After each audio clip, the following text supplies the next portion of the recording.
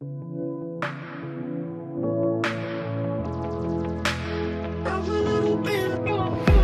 favor waits within the future. My dreams are small compared to yours. Why should I worry about tomorrow when I know that all I gotta do is trust you, Lord. Every little thing's gonna be alright. Every little thing's gonna be just fine. Whether I can see it now, I know you will work it out for good. Every little thing, everything will be alright. Our bump-in was meant to be 11 a.m. We are 6 hours behind. Our semi-trailer truck is 120 miles away. It's 6:40. The stage, you could say, is set. Anything that could have gone wrong has gone wrong. You need to all be stressed. Now 7:06 p.m. We're gonna move fast. We're gonna get this thing going in about 45 minutes to an hour. Everything will be alright.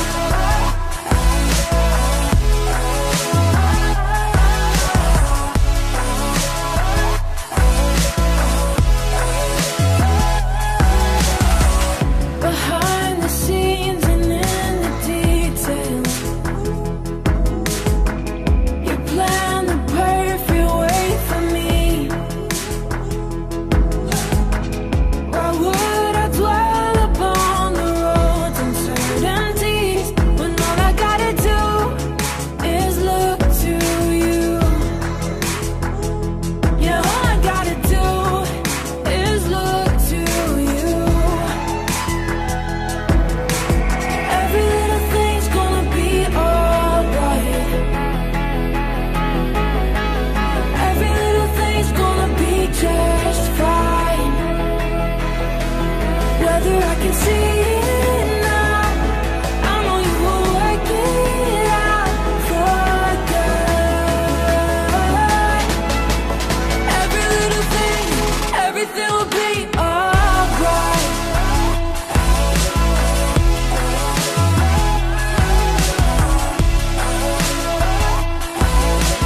Every little thing, every little thing.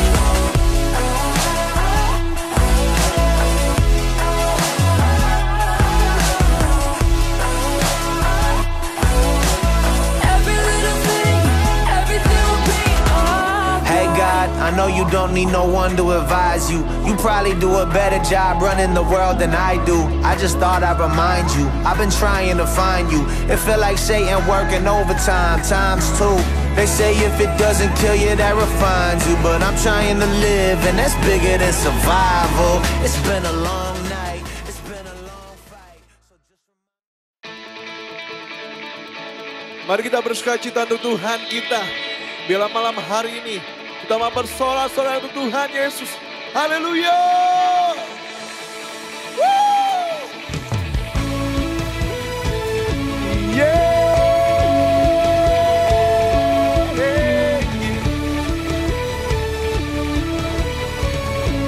Katakan, tak terbayang kebesaranmu dan tak terbanding kekuatanmu, Tuhan. Kau mengabadiku, segenap jiwa dan pengharapan telah ku serahkan untuk rencanamu, Tuhan. Kau Raja atasku. Katakan, hanya Kau yang layak ditinggikan.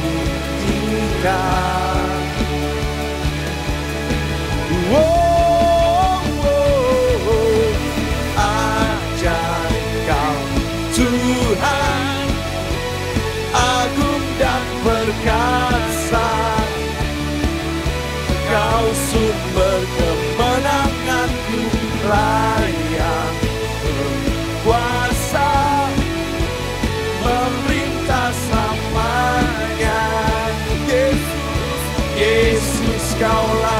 Raja mulia.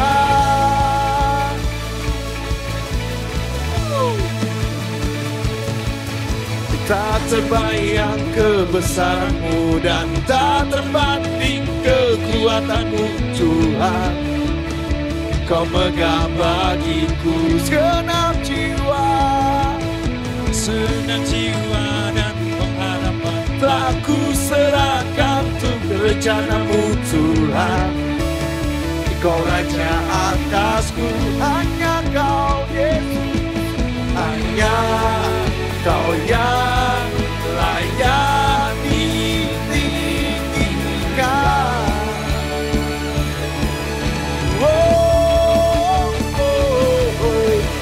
Ajar Kau Tuhan, agung dan perkasa. Kau sumber kemenanganku, layak berkuasa, memerintah selamanya. Yesus, Kaulah Raja mulia. Mari biarlah kita bersorak Tuhan kita. Hanya Yesus yang ajaib.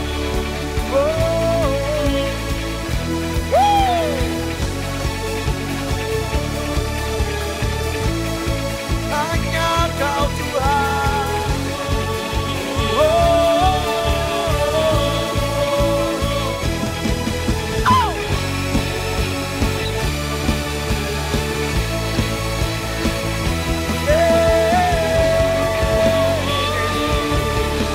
Sama-sama kita katakan pada Tuhan, kita katakan ajar Kau Tuhan. Come on. Agung dan perkasa, Kau sumber kemenanganku, layak kuasa, memerintah selamanya. Yesus, Yesus, Kaulah Raja mulia. ajar Kau Tuhan, agung dan perkasa. Kau sumber kemenanganku, layak berkuasa, memerintah selamanya. Yesus, Kaulah Raja mulia.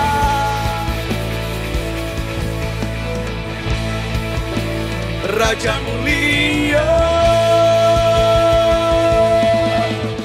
Dengan suara-suara yang terbaik untuk Tuhan kita, haleluya. Kami percaya Tuhan, bahwa hanya Kau yang ajaib bagi kami Tuhan. Saatnya Tuhan, kami datang Tuhan kepada Engkau Yesus. Kami mau bersekutu dengan Engkau Yesus. Biarlah hanya Engkau Tuhan yang kami sembah. Terima kasih Yesus.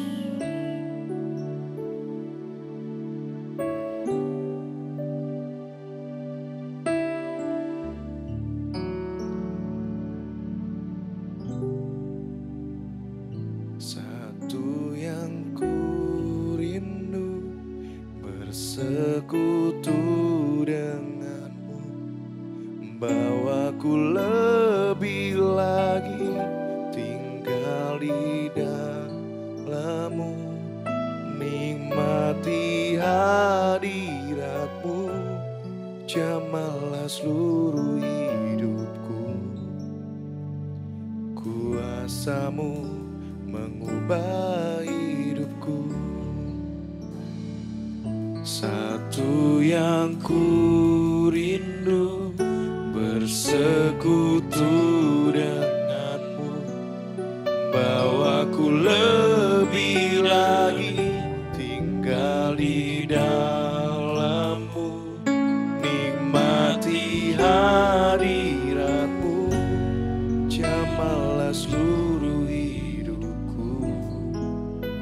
Kuasamu mengubah hidupku.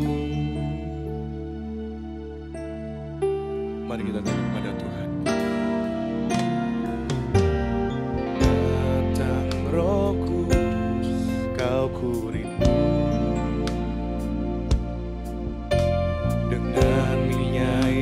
baru urapiku, mengalir penuhiku, mengalir pulihkanku. Kuasamu bebaskan hidupku.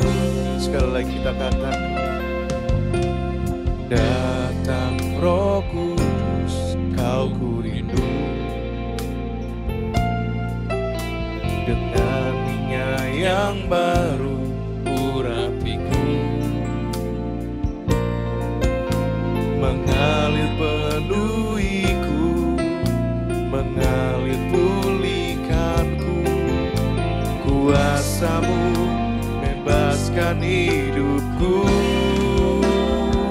Satu yang ku rindu, bersekutu denganmu, bawaku lebih lagi tinggal di dalammu, nikmati hadiratmu, jamahlah seluruh hidupku.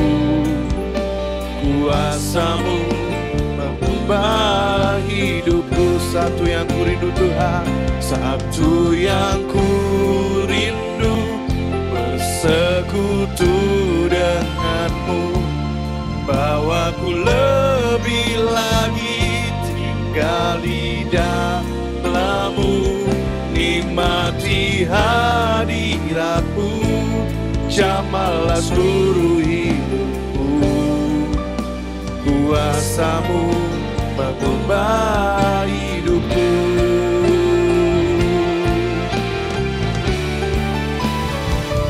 Satu yang ku rindu, bersekutu denganmu, bawaku lebih lagi tinggal di dalammu, nikmati hadiratmu, jamahlah seluruh hidupku. Kuasamu mengubah hidupku.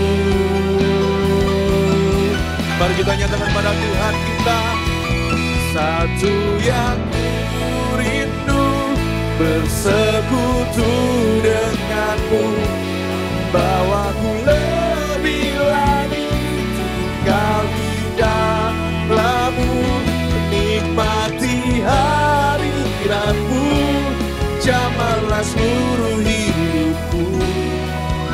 Kuasamu mengubah hidupku. Satu yang ku rindu, bersekutu denganmu, bawaku lebih lagi tinggal di dalammu, nikmati hadiratmu, jamahlah seluruh hidupku. Kuasamu mengubah hidupku. Kuasamu mengubah hidupku. Kuasamu mengubah hidupku.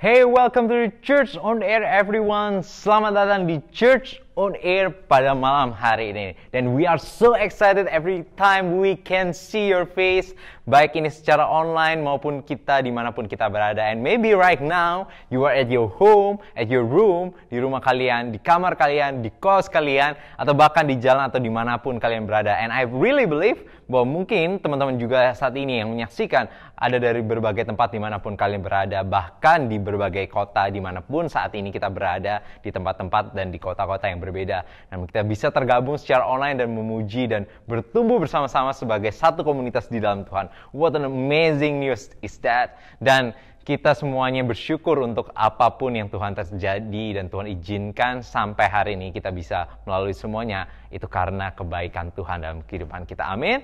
So, thank you so much buat teman-teman dan para volunteers yang begitu bekerja di belakang layar selama berbelas-belas kali kita melakukan gereja secara online ini. Dan thank you so much untuk pengorbanan setiap teman-teman untuk melayani kita semuanya. Dan mungkin bagi teman-teman yang baru pertama kali hadir dan mengikuti Church on Air pada malam hari ini, we want to say welcome home to you from us, because this is a home for everyone. Dimanapun teman-teman berada dan siapapun teman-teman, you are a part of this family too. Bahwa teman-teman juga bisa, dan teman-teman juga adalah sebuah bagian dalam keluarga ini. Dan kita sama-sama bertumbuh di dalam Tuhan bersama-sama.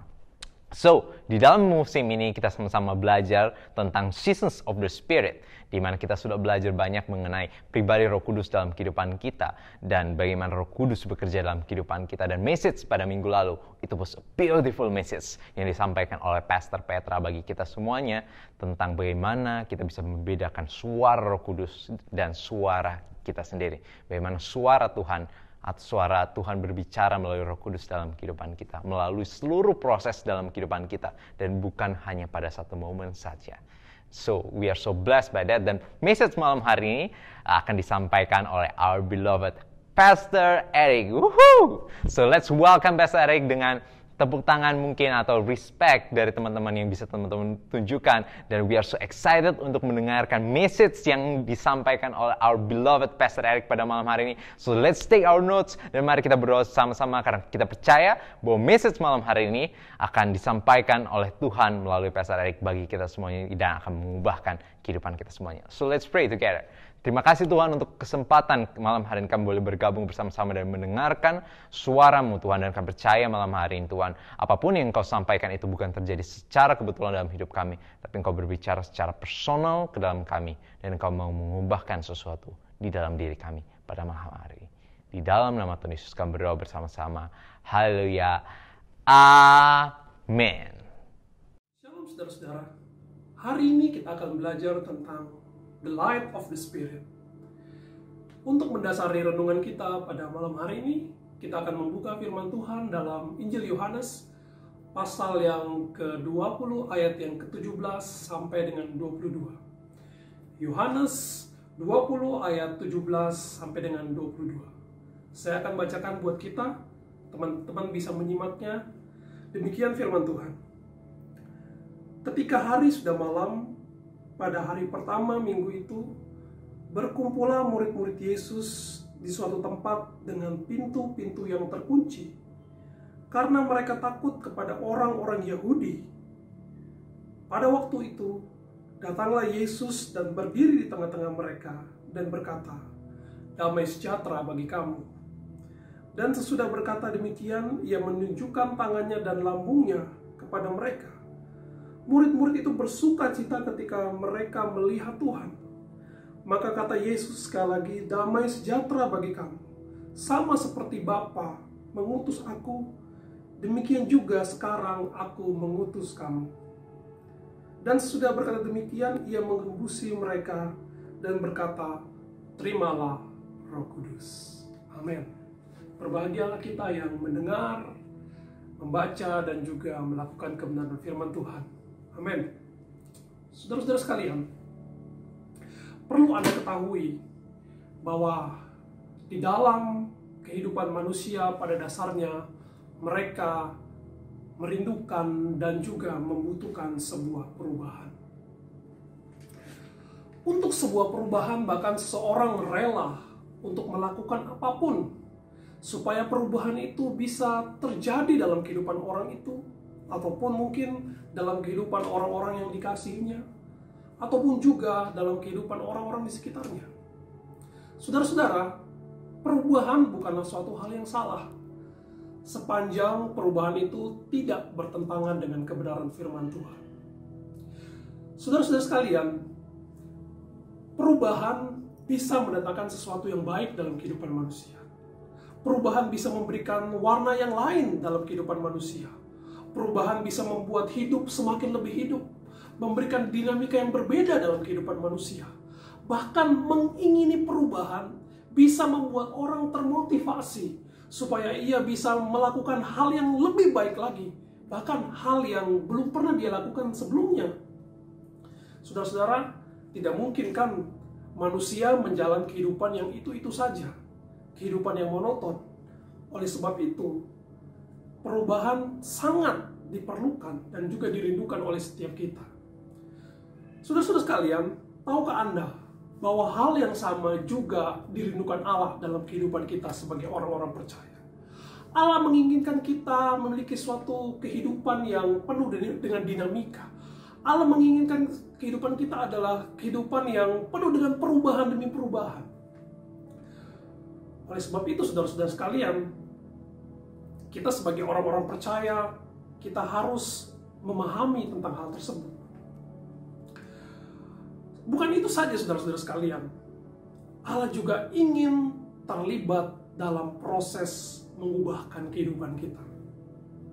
Saudara-saudara sekalian, perubahan-perubahan yang dilakukan oleh manusia itu bersifat temporal dan juga mungkin hanya tampak di permukaan. Sangat berbeda dengan perubahan-perubahan yang dilakukan oleh Allah.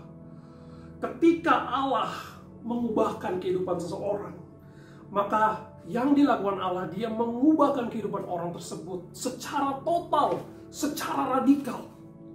Dia mengerjakan perubahan itu secara total dan secara radikal. Saudara-saudara sekalian, perubahan yang Allah lakukan itu berbeda dengan perubahan manusia yang manusia lakukan. Manusia mungkin melakukannya secara temporal atau kelihatan secara fisik, tetapi Allah melakukannya sampai dengan hal-hal yang terdalam yang tidak dilihat oleh manusia.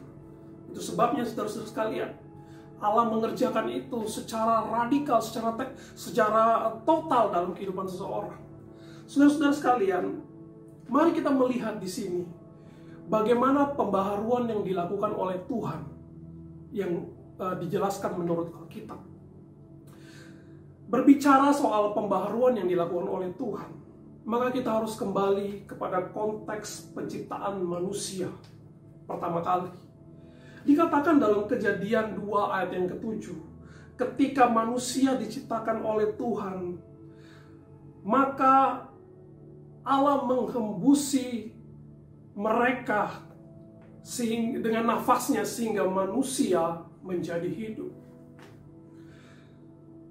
Kalau kita baca di sini, saudara-saudara sekalian, ada sebuah kemiripan dikisahkan dalam Yohanes 20 ayat 17 sampai ke 22 tadi, bahwa ada suatu peristiwa di mana ada roh yang dihembuskan oleh Yesus kepada murid-muridnya. Saudara bisa lihat itu dalam ayat 22. Yesus menghembuskan roh kepada murid-muridnya dan berkata, terimalah Roh Kudus. Hal yang sama juga ketika Allah menciptakan manusia dalam Kejadian 2 ayat yang ke-7, di mana Allah menghembuskan nafas rohnya dan manusia kemudian menjadi hidup. Hal yang sama terjadi ketika Yesus bertemu dengan murid-muridnya yang dikisahkan oleh Injil Yohanes ini. Dia katakan, damai sejahtera bagi kamu, lalu dia katakan, terimalah Roh Kudus, kemudian dia menghembusi mereka dengan rohnya. Saudara-saudara sekalian, apa maksud penulisan dari Injil Yohanes ini? Sebenarnya Injil Yohanes hendak menyingkapkan sebuah penciptaan ulang atas kehidupan manusia oleh pekerjaan Roh Kudus. Yohanes hendak menceritakan bahwa Roh Kudus yang akan datang pada peristiwa Pentakosta itu, Roh Kudus itu yang akan melakukan pembaharuan dalam kehidupan manusia secara total dan radikal.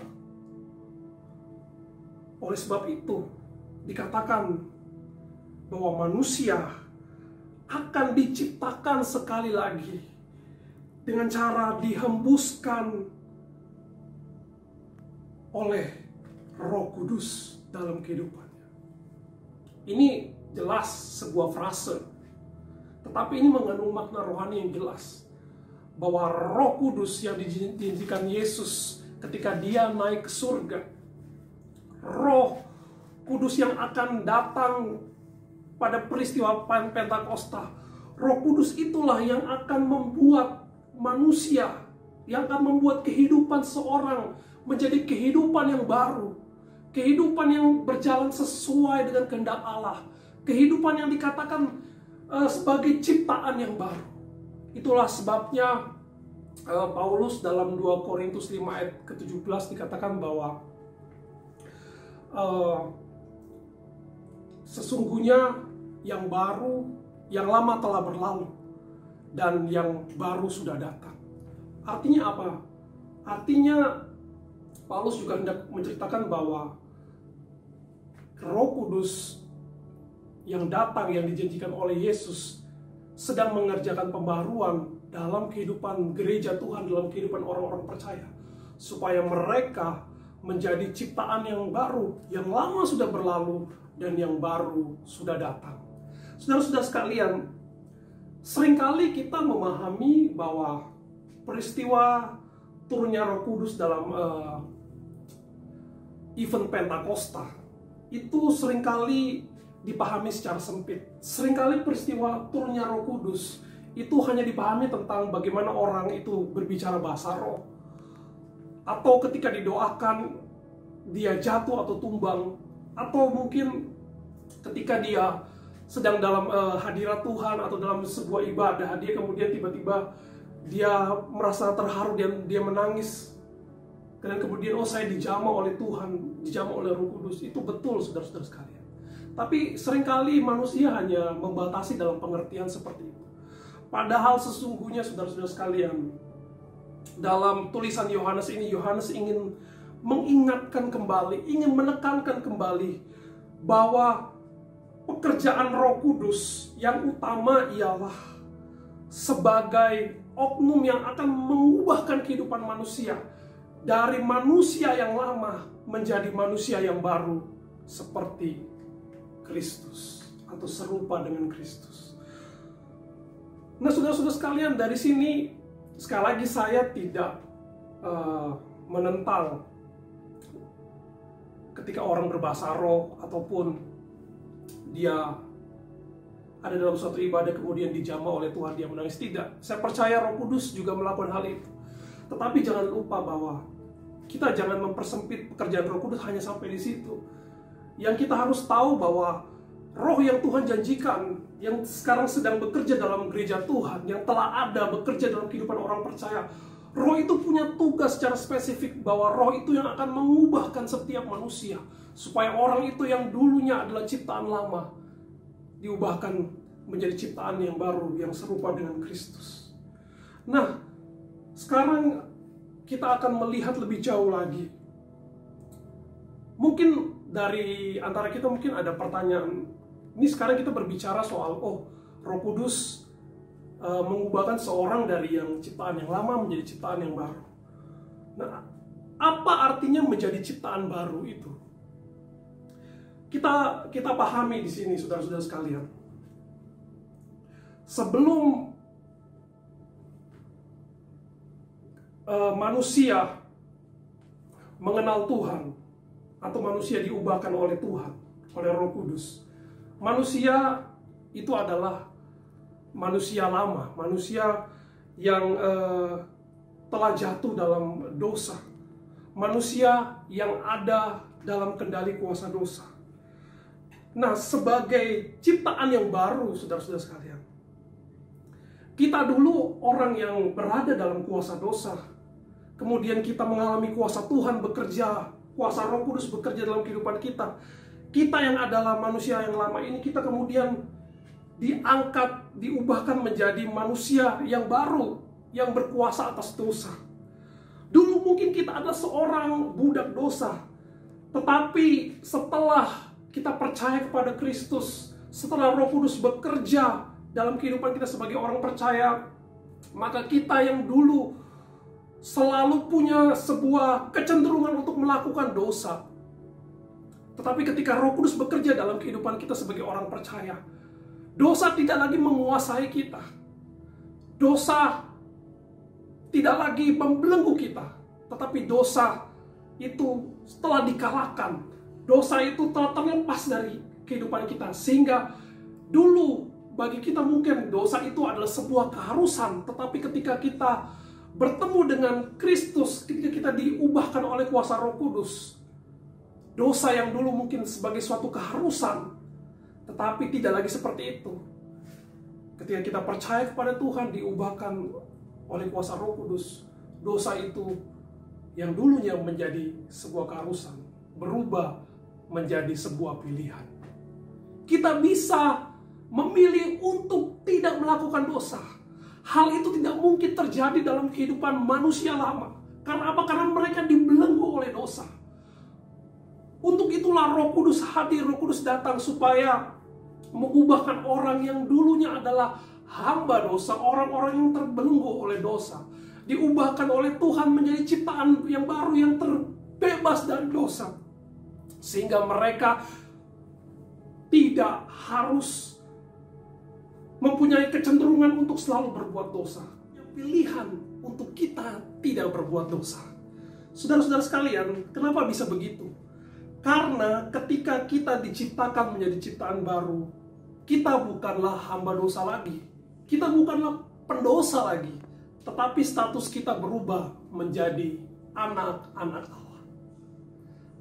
Saudara-saudara sekalian, pembaharuan status dari seorang pendosa menjadi anak-anak Allah itu hanya bisa dilakukan oleh Kristus yang telah bangkit melalui Roh-Nya. Disinilah berbicara tentang terang Roh Kudus. Kegelapan berbicara tentang dosa. Tetapi ketika terang itu datang, maka kegelapan itu akan hilang. Terang itu berbicara tentang kehadiran Allah melalui Roh-Nya. Ketika Roh Allah hadir dalam kehidupanmu, engkau yang dulu adalah hamba dosa, engkau yang dulu adalah orang-orang yang terikat dengan dosa, diubahkan oleh Dia melalui kuasa Roh-Nya menjadi orang-orang yang menjadi agen-agen perubahan, agen-agen pewarta untuk kelepasan dari dosa itu sendiri. Kenapa saudara-saudara sekalian? Karena Anda telah dibebaskan. Anda mungkin punya kerinduan untuk menyelamatkan orang lain, untuk membebaskan orang lain. Itu satu hal yang mulia. Tetapi bagaimana kita bisa membebaskan orang lain kalau kita sendiri belum selesai dengan diri kita sendiri? Kita masih terbelenggu dan sebagainya. Saudara-saudara sekalian, ketika kita menyerahkan kehidupan kita dalam kuasa Tuhan, ketika kita hidup dalam berjalan dalam pimpinan Roh Kudus, saya percaya saudara-saudara sekalian, terangnya itu akan senantiasa memberikan pencerahan dan kelepasan. Terangnya itu yang akan mengubahkan kehidupanmu sehingga Anda bisa terbebas dari setiap belenggu-belenggu. Dan ketika Anda bebas, Anda juga akan dipakai Tuhan untuk membebaskan orang lain. Saya percaya kalau terang itu hadir dalam kehidupan kita, terang itu akan membebaskan kita. Dan terang itu juga akan bersinar dan dilihat orang lain, sehingga orang lain juga mereka akan datang kepada terang itu. Dan terang itu juga akan membebaskan mereka dari setiap belenggu-belenggu yang mereka hadapi. Saudara-saudara sekalian, berbicara soal pembaharuan yang dilakukan Tuhan, itu berbicara tentang perubahan secara radikal, secara total, di mana kita dilahirkan kembali. Bukan berarti kita kembali menjadi bayi, tidak. Tetapi pikiran kita, paradigma kita, roh kita, itu dilahirkan kembali. Dulu mungkin kita punya pikiran-pikiran lama, natur kita, natur yang lama, yang cenderung untuk melakukan dosa yang membawa kepada kematian. Tetapi sudah kita menerima Kristus dengan kuasa Roh-Nya, setelah terang itu ada dalam diri kita. Terang itu yang akan memimpin kita kepada seluruh kebenaran.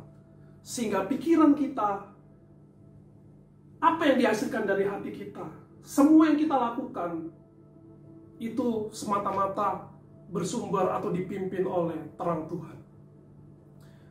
Dulu mungkin kita selalu cenderung melakukan dosa, tetapi ketika Roh Kudus datang dalam kehidupan kita, Tuhan akan mengubahkan natur itu.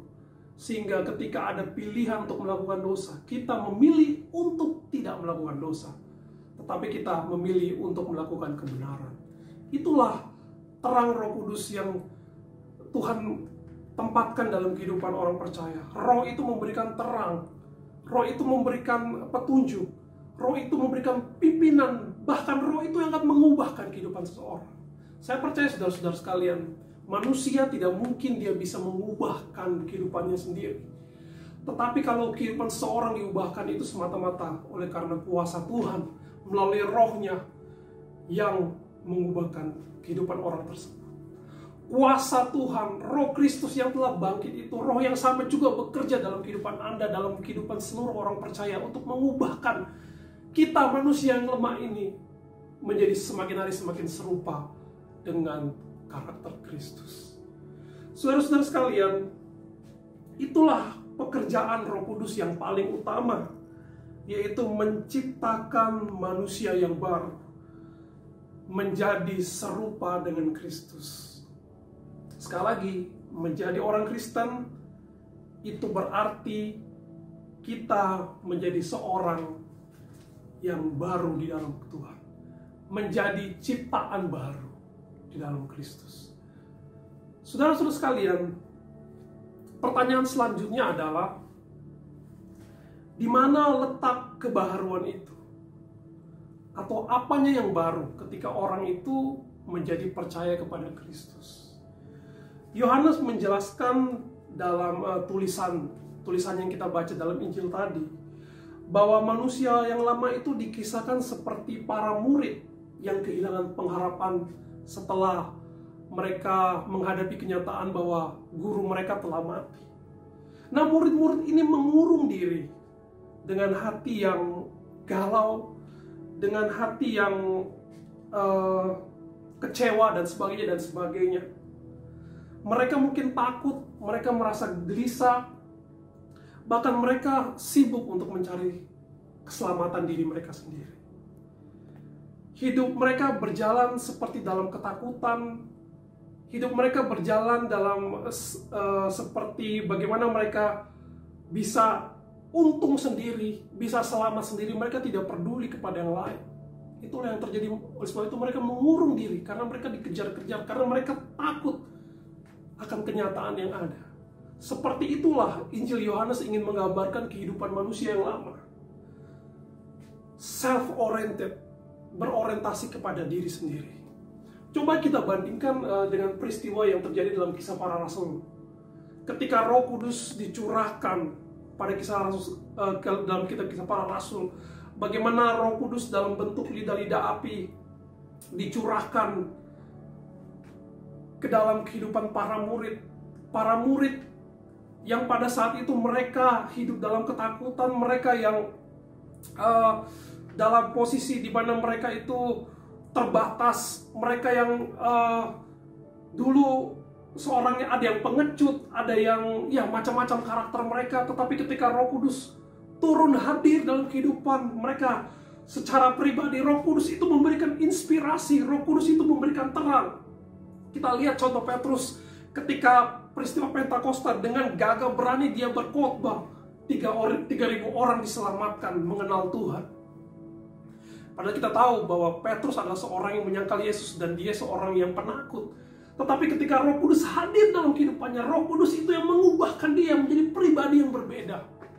Dan saya percaya bahwa Roh yang sama juga bisa hadir dalam kehidupan Anda dan mengubahkan kehidupan Anda menjadi kehidupan yang berbeda di dalam Tuhan. Saudara-saudara sekalian, inilah yang terjadi. Kita lihat contoh nyata dalam kehidupan para murid. Bagaimana para murid sebelum mereka menerima Roh Kudus dan sesudah mereka menerima Roh Kudus. Ketika mereka menerima Roh Kudus, kehidupan mereka diubahkan. Mereka dipakai oleh Tuhan. Mereka menjadi inspirasi. Mereka membawa terang itu kepada orang lain. Sehingga banyak orang akhirnya mereka menjadi percaya kepada Yesus. Dan kabar baik itu, kabar keselamatan itu semakin tersebar luas sampai dengan dunia-dunia yang lain, dunia luar, keluar Yerusalem, bahkan sampai kepada ujung bumi. Saudara-saudara sekalian, para murid yang dulunya adalah penakut, mereka yang self-oriented, mereka yang hanya memikirkan diri sendiri atau sangat kuat egonya. Tetapi ketika Roh Kudus datang, mereka diubahkan. Mereka tidak lagi self-oriented. Mereka menjadi others-oriented. Mereka menjadi people-oriented. Mereka berani untuk keluar, saudara-saudara sekalian. Itulah sebabnya kalau kita baca dalam Injil Yohanes tadi, sama seperti Bapa mengutus aku, maka aku mengutus kamu. Saudara-saudara coba perhatikan di sini. Seorang manusia baru adalah orang-orang dengan hati yang terutus. Saudara-saudara, ketika Roh Kudus hadir dalam kehidupan seorang, Roh Kudus akan mengubahkan orang itu, memberikan terang dalam kehidupan orang itu. Orang itu dibaharui hatinya, sehingga hatinya tidak lagi self-oriented, tetapi hatinya menjadi hati seorang yang terutus. Dia berani untuk keluar, dia berani untuk membawa terang itu kepada yang lain, karena terang itu telah tinggal dalam kehidupan saudara. Di sini kita melihat ada satu ciri yang dimiliki orang yang sudah mengalami terang Kristus, atau orang yang sudah menjadi ciptaan baru, atau paling tidak dia ada dalam proses Tuhan menjadi seorang yang sudah diubahkan menjadi ciptaan baru. Pertama, dia memiliki hati yang terutus, dan yang kedua, dia bukan lagi self-oriented, tetapi dia people-oriented atau others-oriented. Dia tidak lagi memikirkan dirinya sendiri. Sukacitanya adalah bagaimana dia bisa menjadi berkat dan terang bagi orang lain. Itu sebabnya karena dia telah mengalami kuasa Tuhan. Terang Roh Kudus itu telah hadir dalam hidupnya.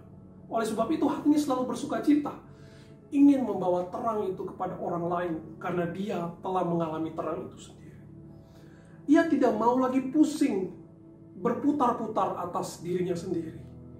Hatinya selalu ingin keluar, ingin membawa berkat itu keluar, terang itu keluar, menjangkau keluar. Saudara-saudara sekalian, pastikan dirimu bahwa engkau ada dalam proses di mana Tuhan akan mengubahkan engkau. Mari kita biarkan Roh itu memimpin hidupmu. Mempersilakan terang itu mengubahkan hidupmu. Maka engkau akan dipakai oleh Tuhan menjadi agen-agen perubahan bagi dunia. Saudara-saudara sekalian, orang yang menjadi ciptaan baru adalah orang yang senantiasa berjalan dalam terang dan pimpinan Tuhan. Orang yang memberikan hidupnya bagi Tuhan. Orang yang senantiasa mau memberikan yang terbaik untuk Tuhan. Orang yang senantiasa mau menyenangkan hati Tuhan. Orang yang senantiasa melihat segala sesuatunya dari perspektifnya Tuhan. Orang yang mengutamakan hati Tuhan. Apa hati Tuhan itu? Apa kehendak Tuhan? Kehendak Tuhan berbicara dua hal. Bagaimana kehidupan kita menyenangkan Dia, dan bagaimana kehidupan kita bisa juga menjangkau orang lain. Kita sudah mengalami terang. Terang itu sudah mengubahkan kita. Atau paling tidak, terang itu sedang memproses kita menjadi suatu ciptaan yang baru, yang semakin hari semakin serupa dengan karakter Kristus. Pastikan kita ada dalam situ, saudara-saudara. Pastikan kita memiliki hati buat jiwa-jiwa. Hati mau menyenangkan hati Tuhan. Hati yang senantiasa bersandar kepada pimpinan Tuhan dalam setiap aspek kehidupan kita. Hati yang tidak self-oriented, tetapi others-oriented. Hati yang senantiasa mau terutus, dan juga hati yang senantiasa mau untuk dibentuk oleh Tuhan. Saudara-saudara, saya percaya ketika terang Kristus itu hadir dalam kehidupan kita, maka terang itu akan mengubahkan hidupmu. Banyak contoh di Alkitab maupun kesaksian-kesaksian di mana orang yang telah bertemu dengan Tuhan atau mengalami terang itu, atau terang itu telah tinggal dalam kehidupannya, kita melihat hasilnya bahwa hidup orang itu diubahkan. Mereka hidup dengan kehidupan yang berbeda dari sebelumnya. Pastikan kita semua memiliki kerinduan seperti itu. Pastikan terang itu yang akan tinggal dalam kehidupanmu dan memimpin kehidupanmu. Mari sebagai orang-orang yang percaya kepada Kristus, sekali lagi Tuhan kita adalah Tuhan yang ajaib. Tuhan yang menghargai setiap free will kita. Kalau kita memberi hidup kita untuk dipimpin, diubahkan oleh terang itu, maka Tuhan akan mengerjakannya. Tapi kalau kita tidak mau, maka Tuhan tidak akan memaksa, saudara-saudara. Tapi Tuhan punya kerinduan supaya terangnya tinggal di dalam kehidupanmu dan terangnya mengubahkan kehidupanmu. Mari bersama-sama kita berdoa. Bapa yang di surga, kami berdoa saat ini untuk setiap kami ya Tuhan yang menyaksikan ibadah online service ini ya Bapak. Kami berdoa supaya terang yang Tuhan kerjakan dalam kehidupan kami senantiasa ya Tuhan boleh memimpin dan mengubahkan kehidupan kami lebih hari lagi. Kehidupan kami semakin serupa dengan Kristus. Tolonglah kami ya Tuhan supaya kami tetap menjadi pribadi-pribadi yang menyenangkan hati Tuhan. Tolonglah kami supaya kami bisa membagi terang itu kepada orang lain. Kami bukan menjadi orang yang self-oriented, tapi kami menjadi people yang others-oriented. Kami menjadi orang yang people-oriented. Kami tidak mau lagi ya Tuhan memikirkan kehidupan kami. Tapi kami mau bagaimana hidup kami dipakai untuk menjadi alat Tuhan, mengubahkan orang lain. Biarlah kami berjalan dalam terang itu ya Tuhan. Memberikan hidup kami, hati kami semakin diproses. Untuk kami semakin hari semakin serupa dengan Kristus. Kami menyerahkan kehidupan kami ke dalam tangan-Mu. Kami percaya terang-Mu melalui Roh-Mu ya Tuhan akan senantiasa memimpin kehidupan kami. Semakin hari semakin berjalan dalam apa yang Tuhan kehendaki. Terpujilah nama-Mu, di dalam nama Tuhan Yesus kami berdoa. Haleluya. Amin. Tuhan Yesus memberkati.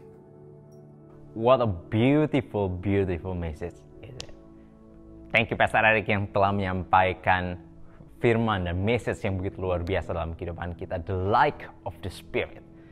Di mana terang Roh Kudus, benar bahwa terang Roh Kudus dan Roh Tuhan ketika masuk dalam kehidupan kita membawa terang yang mengubahkan kehidupan kita.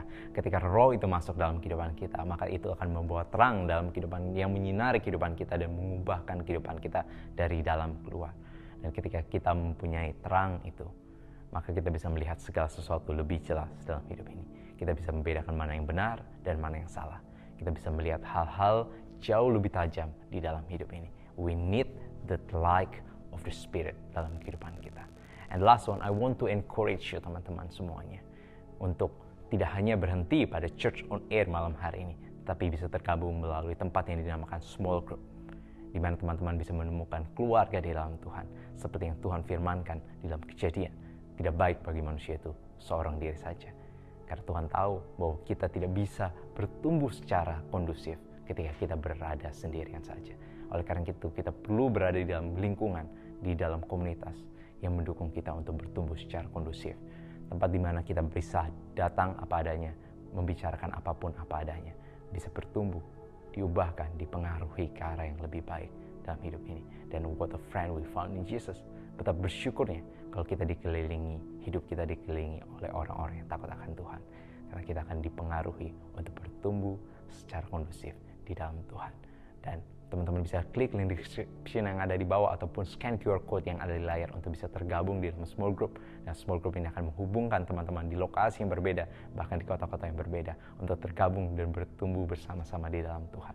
Tempat yang akan mendukung kita dan lingkungan yang mendukung kita untuk bertumbuh secara kondusif dalam Tuhan. And we cannot wait to see you all through the small group. Thank you for joining Church on Air pada malam hari ini teman-teman semuanya. We are at the end of the service and thank you for staying connected.